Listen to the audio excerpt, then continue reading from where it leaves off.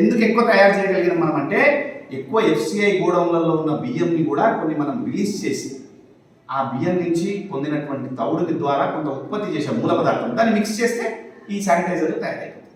అంటే ఎట్లా ఉపయోగపడుతుంది చూడండి మనం. కాబట్టి మనం తినే ఆహారం ఎక్కడి నుంచి వస్తుంది? భూమిలో నుంచి వస్తుంది. మనం వేసుకునే మందులు భూమిలో నుంచి వస్తే తప్పేందయ్యా? నాకు అర్థం కాదు. నేను పాలకూర భూమిలో నుంచి వస్తుంది, తోటకూర, మెంతికూర, కరివేపాకు దగ్గర నుంచి అన్నీ నాకు భూమిలో నుంచి దొరుకుతున్నాయి కదా. నాకు ఎంత పాడాయి కానీ నేను డాక్టర్ దగ్గరికి ఎందుకు పోవాలి? నేను రకరకాల మందులు మళ్ళీ సైడ్ ఎఫెక్ట్ మందులు ఎందుకు వేసుకోవాలి? నా తిండి భూమిలో నుంచి వచ్చినప్పుడు నా మందు భూమిలో నుంచి ఎందుకు రాకూడదు? ఒక్క ఆలోచన చేయండి, సింపుల్ ఆలోచన. మనం తినే తిండి భూమిలో నుంచి వచ్చినప్పుడు అన్నా భవంతి భూతాని పర్జన్యాధన సంభవ యజ్ఞాత్ భవతి పర్జన్యో యజ్ఞ కర్మ సమద్భవ.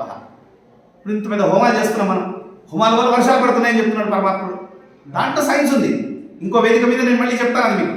కానీ మనం తినే ఆహారం భూమిలో నుంచి వచ్చినప్పుడు ఆహారాన్ని కనుక వైద్యంగా మంచుకోగలిగితే మనకు డాక్టర్లతో పని లేదు. నేను చెప్తాను, మీరు చూడండి, ఎవరైతే సేంద్రియ పద్ధతిలో ఉండేటువంటి చక్కగా ఇంట్లో ఉన్నటువంటి ఆవు పేడ, ఆవు మూత్రము, ఇతరత్ర వాడి లేదా జీవామృతంతో తయారు చేసినటువంటి పళ్ళు కానీ కాయగూరలు కానీ ధాన్యం గింజలు కానీ ఎవరైతే తింటారో వాళ్ళ యొక్క గ్యాస్ట్రిక్ అసిడిటీ ఏజెంట్ లెవెల్ వేరే కృత్రిమంగా తయారు చేసినటువంటి వాళ్ళ ఏజెంట్స్ని పోల్చి చూడండి, మీకు చాలా తేడా ఉంటుంది.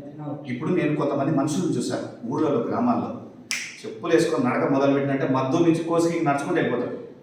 బాగా రోజు పొద్దున్నే 5 గంటలు జిమ్ చేసి, యోగా చేసి, మెడిటేషన్ చేసి ఈ తిండి తినేటోడు ఇక్కడ గుండుమాల దగ్గర పోగానే బండి తెప్పించుకుంటాడు. నాతో అయితే లేదు, కాలు వాస్తుని బండి తీసుకురా అక్కడ దింపని చెప్పేసి. అదే తేడా. ఆయాసం, ఉబ్బసం, ఎక్కసం ఒకటి కాదు. మోకాలు రైతులను చూస్తే మన కృష్ణయ్య అని ఒక అగ్గిపేట దగ్గర గోశాల దగ్గర ఒక రైతులు చూసిన, కృష్ణస్వామి, ఆయన చూసిన. ఆయన మురళి పట్టుకున్నాడు, పీక పట్టుకుని. నేను ఆయన గుర్తుపట్ట, ఆయన నన్ను గుర్తుపెట్ట. 10 రోజుల కింద చూసింది మళ్ళీ నన్ను. పీక పట్టుకొని కుక్కర్లన్నింటినీ తరుపుకుంటూ ఎక్కడి నుంచో నడుచుకుంటూ వస్తున్నాడు ఆయన. నేను ఆయన కోసం కారు ఆపిన ముందరికి వచ్చి పక్కన నడుచుకుంటూ వచ్చి కూడా పొలాల్లోకి వెళ్ళిపోతున్నాడు. నీ పేరు కృష్ణయ్యనా అని అడిగిన.